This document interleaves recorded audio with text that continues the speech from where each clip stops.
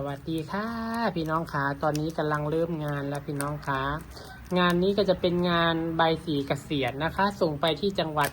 หนองบัวลำพูค่ะพี่น้องขาอันนี้คือประกอบให้เรียบร้อยนะคะ พี่น้องขาส่งไปทั้งใบสีเลยอันนี้นะคะ พี่น้องขา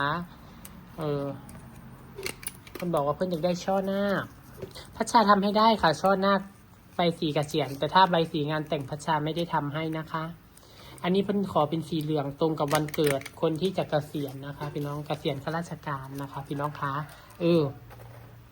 ค่ะตอนนี้ก็กำลังเริ่มม้วนเวลาม้วนนิ้วใบสีประยุกต์นะคะพี่น้องคะพัชชาจะบอกเลยว่าอย่าให้นิ้วยาวค่ะพี่น้องคะถ้านิ้วยาวเกินไปแล้วมันไม่สวยนะคะพี่น้องให้มันเหลือนิ้วนิดเดียวนะคะพี่น้องคะนี่สังเกตนี่บ่ให้เหลือนิ้วออกไปนิดเดียวอย่าให้เหลือยาวเกินผู้เฒ่าบางคนเพิ่นมักคิดยาวๆมันโบสวยพี่น้องมันเป็นนิ้วประยุกต์มันไม่ใช่นิ้วโบราณนะคะพี่น้องคะ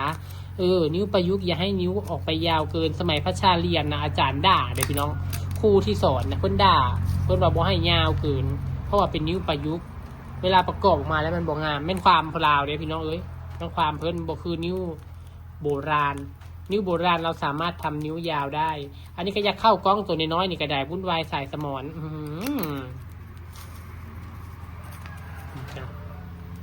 ให้เหลือนิดเดียวต่ำลงมากว่าดอก